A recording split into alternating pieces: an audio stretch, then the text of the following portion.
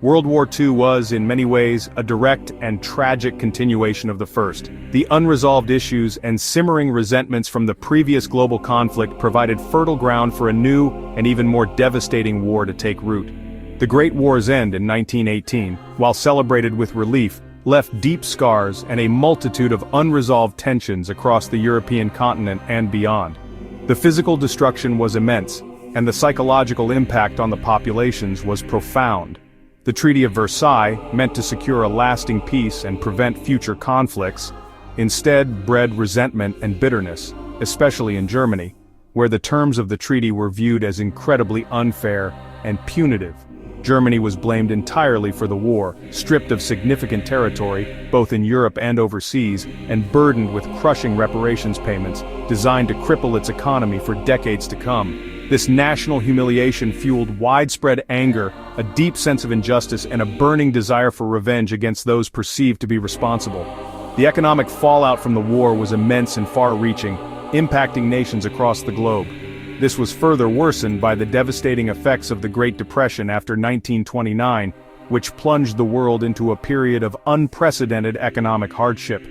In Germany, the economic crisis was particularly acute, as well as in Italy, and even in Japan, widespread economic despair led many people to lose faith in the ability of democratic governments to solve their problems.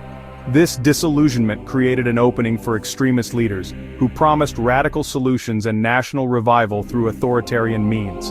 The political map of Europe was dramatically redrawn in the wake of World War I, but many of these new nations were inherently unstable, plagued by deep-seated ethnic tensions and political rivalries. The League of Nations, created with the noble aim of preventing future wars through diplomacy and collective security, ultimately proved powerless to enforce its will, lacking both the necessary authority and a credible military force to back up its resolutions. As aggressive nations began to openly test its resolve through acts of territorial expansion and military buildup, the League consistently failed to take decisive action, further eroding its credibility and emboldening aggressors. The immense trauma of the First World War left an entire generation utterly desperate to avoid another large-scale conflict at all costs, particularly in war-weary nations like Britain and France, where the memories of the trenches were still vivid.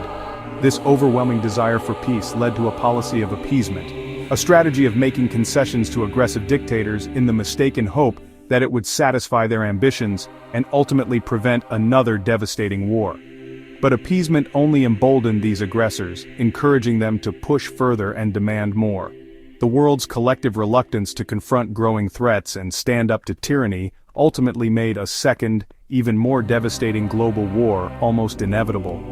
The seeds of World War II were undeniably sown in the bitter and unresolved aftermath of the First World War. The world was teetering on the brink, about to face the catastrophic consequences of its past failures. The stage was now irrevocably set for a global catastrophe of unprecedented scale. In the aftermath of World War I, a new and dangerous ideology began to take hold across Europe. In Italy, fascism rose under Benito Mussolini, who promised to restore Roman glory and seized power through violence, propaganda, and intimidation. He skillfully played on national pride and promised a return to order and strength. Mussolini's dictatorship, with its emphasis on nationalism and authoritarian control, became a model for other would-be strongmen across the continent. Meanwhile, in Germany, Adolf Hitler and the Nazi Party, fueled by resentment and a thirst for power, exploited public anger over the humiliation of the Treaty of Versailles and the devastating economic hardship gripping the nation. Hitler blamed Germany's woes on the treaty, communists, and, most insidiously, the Jewish population, using them as scapegoats for the nation's problems. He was promising to restore Germany's power, its national pride, and its racial purity, appealing to a deep-seated desire for a return to greatness. Appointed chancellor in 1933, through a series of political maneuvers, Hitler quickly dismantled democracy, silencing opposition and consolidating his control, and began rearming Germany in secret, violating international agreements. In the Far East, Japan's military leaders, driven by a fervent belief in their nation's destiny and desperate for resources to fuel their expansionist ambitions, believed conquest was not just desirable, but absolutely essential for Japan's survival and prosperity. In 1931, Japan invaded Manchuria, a region rich in resources. The League of Nations, the international body designed to prevent such aggression, condemned the act with strong words but ultimately did nothing of substance to stop it. This inaction sent a dangerous signal to Hitler and Mussolini, confirming their belief that aggression would be met with only weak resistance and would go unpunished. Germany, Italy, and Japan, united by a shared ideology of militarism, expansionism, and a fundamental rejection of democracy, formed the Axis alliance. Their alliance was formalized through a series of agreements, most notably the Rome-Berlin Axis in 1936, and the Tripartite Pact in 1940. The Axis powers began to openly coordinate their aggression, testing the resolve of the rest of the world. Hitler boldly reoccupied the Rhineland in 1936, a demilitarized zone according to the Treaty of Versailles. Italy invaded Ethiopia in 1935, seeking to expand its colonial empire in Africa, and Japan launched a full-scale war in China in 1937, escalating its campaign of conquest and brutality. The world slid inexorably toward war, one unchecked act of aggression at a time, as the international community stood by, paralyzed by fear and indecision. The old order, weakened by the Great Depression and the failures of the League of Nations, was crumbling under the weight of rising extremism. The Axis powers, fueled by their insatiable ambitions and their growing military might, were ready to reshape the world in their own image. The countdown to global conflict had begun, ticking louder with each passing day. The world watched, increasingly uncertain and afraid of what the future held. By the late 1930s, Hitler's ambitions were clear. He had already annexed Austria and, at Munich, secured the Sudetenland through appeasement. But in March 1939, Hitler broke his promises and seized the rest of Czechoslovakia. Britain and France finally realized appeasement had failed and pledged to defend Poland. Hitler demanded Danzig and a land corridor, but Poland refused. To avoid a two-front war, Hitler shocked the world by signing a non-aggression pact with Stalin, the Molotov-Ribbentrop Pact. Secretly, they agreed to divide Poland and Eastern Europe. On September 1, 1939, Germany invaded Poland with blitzkrieg tactics, fast, brutal, overwhelming. Britain and France issued an ultimatum: withdraw or face war. Hitler ignored them. On September 3rd, Britain and France declared war on Germany. The Second World War had begun. The world would never be the same. The era of appeasement was over. The conflict would engulf the globe. The storm had broken. After the swift and brutal conquest of Poland, the world held its breath, unsure of what Hitler's next move would be. The invasion had demonstrated the devastating power of blitzkrieg. Europe entered the phony war. A tense, uneasy calm descended as nations braced themselves. It was a period of watchful waiting, a deceptive stillness before the storm. But the calm wouldn't last. In April 1940, Hitler struck with renewed ferocity, invading Denmark and Norway in a daring strategic maneuver. The goal was to secure vital resources, establish strategic naval positions, and outflank the Allies. The Allies were stunned and caught off guard by the speed and audacity of the German advance, struggling to mount an effective response. In May, Germany bypassed the seemingly impenetrable Maginot Line, launching a surprise attack through the dense and difficult terrain of the Ardennes forest. This bold move outflanked the Allied armies and trapping Allied forces at Dunkirk, cutting them off from the rest of France. Facing imminent capture or death, a desperate evacuation was launched. In a race against time and the advancing German army, over 338,000 British, French, and other Allied soldiers escaped to Britain. This improbable rescue became known as the Miracle of Dunkirk. With its army shattered and its spirit broken, France, overwhelmed by the relentless German onslaught, surrendered in June 1940. In a symbolic act of revenge, Hitler forced the French to sign the armistice inside the very same railway carriage where Germany had surrendered in 1918, a poignant reminder of past defeats. Following the surrender, Germany occupied northern France, imposing its authority and control. To govern the remaining territory, a puppet Vichy regime was established in the south, collaborating with the Nazi occupiers. With France defeated, Britain, under the resolute leadership of Winston Churchill, stood alone against the Nazi war machine.